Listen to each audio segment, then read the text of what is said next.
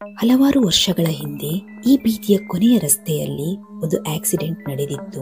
ಅದರಲ್ಲಿ ಒಬ್ಬಳು ಯುವತಿ ಸಾವನ್ನಪ್ಪಿದ್ದಳು. ಅದಾದ ಬಳಿಕ ತುಂಬಾ ವರ್ಷಗಳ ಕಾಲ ಆ ಕಾರು ಅಲ್ಲೇ ನಿಂತಿತ್ತು. ಆದರೆ ಆ ಕಾರಿನ ಹತ್ತಿರ ಈ ಊರಿನ ಜನರು ಯಾರೂ ಹೋಗುತ್ತಿರಲಿಲ್ಲ. ಯಾಕೆಂದರೆ ರಾತ್ರಿ ವೇಳೆ ಆ ಕಾರು ವಿಚಿತ್ರವಾಗಿ ಕಾಣಿಸುತ್ತಿತ್ತು. ದೂರದಿಂದ ನೋಡುವವರಿಗೆ ಆ ಕಾರಿನ ಹೆಡ್ಲೈಟ್ ಆನ್ ಆದ ಹಾಗೆ ಕಾರಿನ ಒಳಗೆ ಯಾರೋ ಇದ್ದಾರೆ ಅನ್ನುವ ಭಾವನೆ ಉಂಟು ಮಾಡುತ್ತಿತ್ತು. ಹೀಗೆಂದು ಆ ಕಾರಿನಲ್ಲಿ ಯಾರಾದರೂ ಇದ್ದಾರಾ ಎಂದು ನೋಡಲು ಹತ್ತಿರ ಹೋದವರು ಯಾರೂ ಹಿಂತಿರುಗಿ ಬರುತ್ತಿರಲಿಲ್ಲ. ಹೀಗಾಗಿ ಆ ಕಾರು ಹೊರಗಿನಿಂದ ಬಂದ ಅಪರಿಚಿತರನ್ನು ಆಕರ್ಷಿಸುತ್ತಿತ್ತು.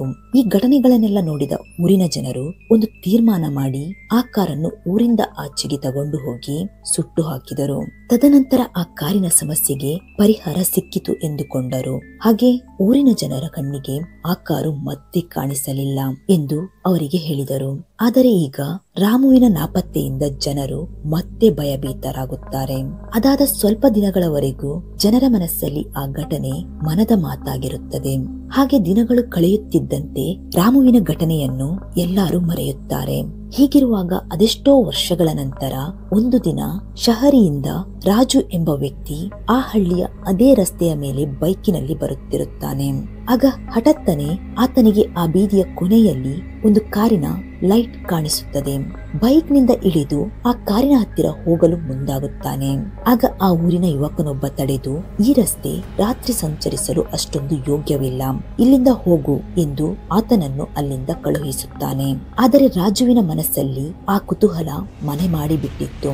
ಸುಮಾರು ರಾತ್ರಿ 11 ಗಂಟೆಯ ಹೊತ್ತಿಗೆ ರಾಜು ಮನೆಯಿಂದ ಹೊರಬಂದು ಆ ಹಳ್ಳಿಯ ಕೊನೆಯ ರಸ್ತೆಯ ಹತ್ತಿರ ಬರುತ್ತಾನೆ. ಸುತ್ತಲೂ ಕಣ್ಣು ಹಾಯಿಸುತ್ತಾನೆ. ಆಗ ತಕ್ಷಣ ಒಂದು ಕಾರಿನ ಹೆಡ್ಲೈಟ್ ರಸ್ತೆಯ ಕೊನೆಯಲ್ಲಿ ಕಾಣಿಸುತ್ತದೆ. ಆಗ ರಾಜುವಿನ ಕುತೂಹಲ ಇನ್ನಷ್ಟು ಹೆಚ್ಚಾಗಿ ಆ ಕಾರಿನ ಬಳಿ ಹೋಗುತ್ತಾನೆ.